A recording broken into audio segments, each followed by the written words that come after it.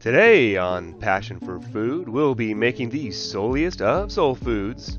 It's lean, it's mean, it's the Green Team Special. This is my take on the soul food classic braised pork and greens. Soul food might seem a little intimidating at first, but don't worry, I'll really boil it down for you, so let's jump in here and get started. For the meat in this dish, I decided to go with something probably most of you haven't worked with before.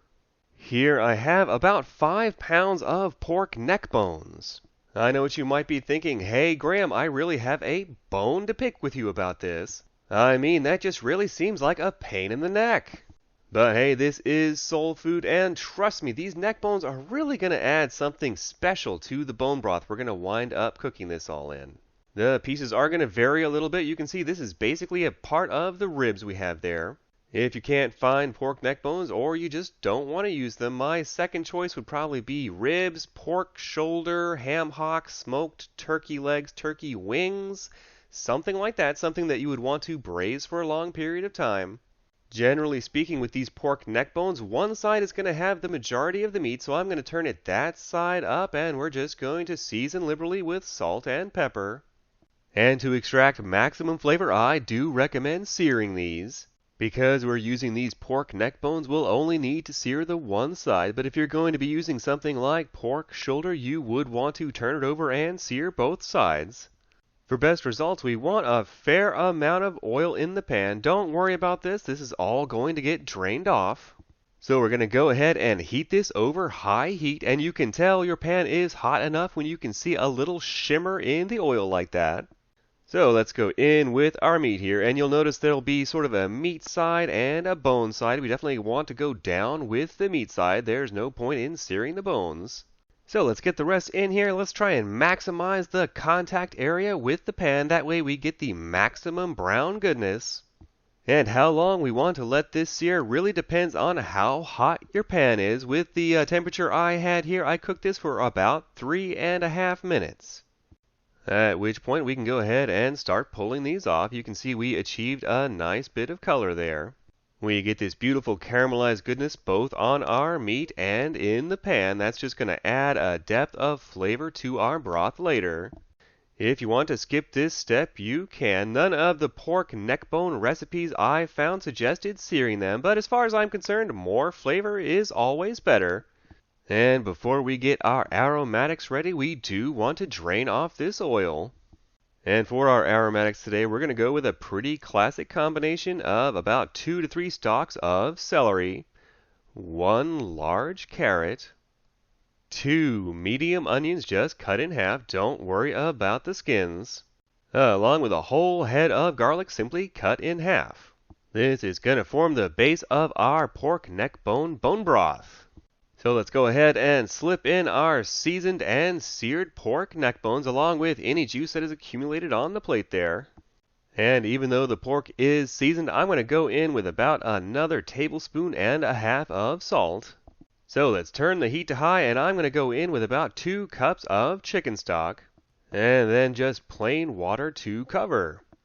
So let's just give it a quick mix here to make sure nothing is stuck to the bottom. And we still had some pieces here that weren't fully submerged, so we're just going to add water until everything is. And at that point, we just want to let everything come up to a simmer. You'll notice with the amount of bones in this broth, you will be getting some foam on the top. If you want to, you can totally skim that off with a spoon, but it doesn't make any difference, so I'm not going to bother. So let's go ahead and cover this, and we're going to let it simmer for a total of 2 hours. So while that's simmering away happily, let's go ahead and wash and prepare our greens. For our greens today, I'm going to be using mustard greens. Collard greens would of course be the classic. Other greens would work, such as spinach or kale if you're into that sort of thing. Anytime we're working with greens like this, you do want to wash them thoroughly. Especially because I'm using a very large amount that's going to be cooked down. Any residual dirt or pesticides is just going to get concentrated into your broth, and nobody wants that. I like to mix them around as I spray them like this. When I'm using a large amount, I really have no choice but to just dump them into the sink and rinse them off this way. It's hard to really get a scale of how much greens this is. I'll show you in a minute what it looks like all piled up. And just personally, I find these stems to be a little unpleasant in the final dish, so I'm actually going to pull the leaves off of the stems here just like this. You just sort of want to grip it, and the leaf will just sort of come away from the stem. These will be braised for a while though, so you can skip that if you want. If you happen to have children in the house or other helpers you could recruit, this is a nice simple task to get them in on. It probably took me about 10 minutes to get through this pile by myself. And just for scale, here's what our pile of greens looked like once we were finished. So now that we have our hulking pile of greens, let's check on our pork.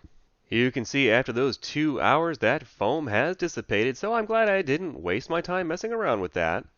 So let's pull out a piece of our pork and see if it's pull apart tender. And as you can see, it's ready to just fall off the bone here. So let's go ahead and grab the rest of that pork out.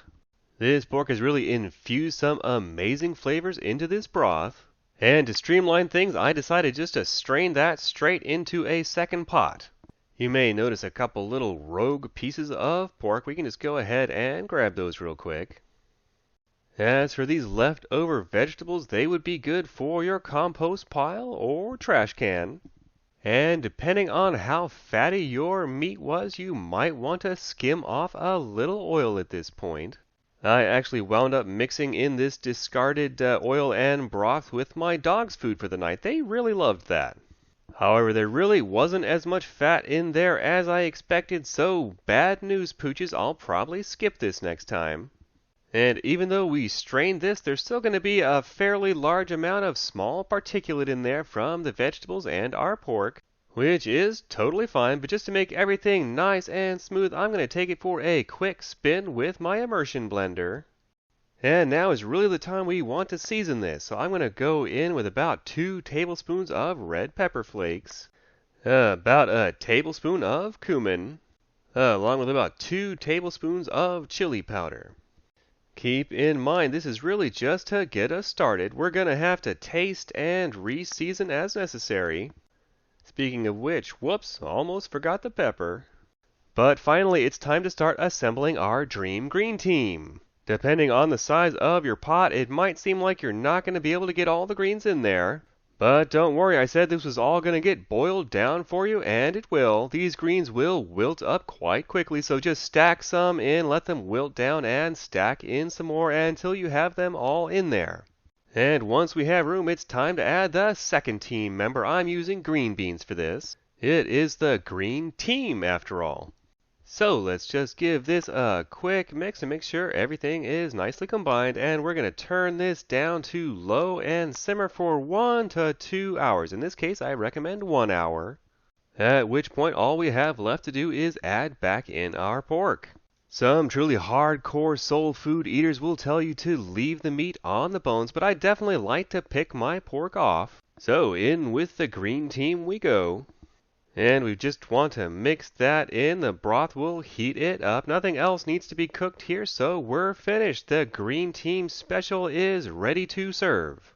As far as how we want to serve this dish is right at home as a standalone low-carb keto meal. If the carbs aren't an issue, you could sneak in some naan bread, let's say.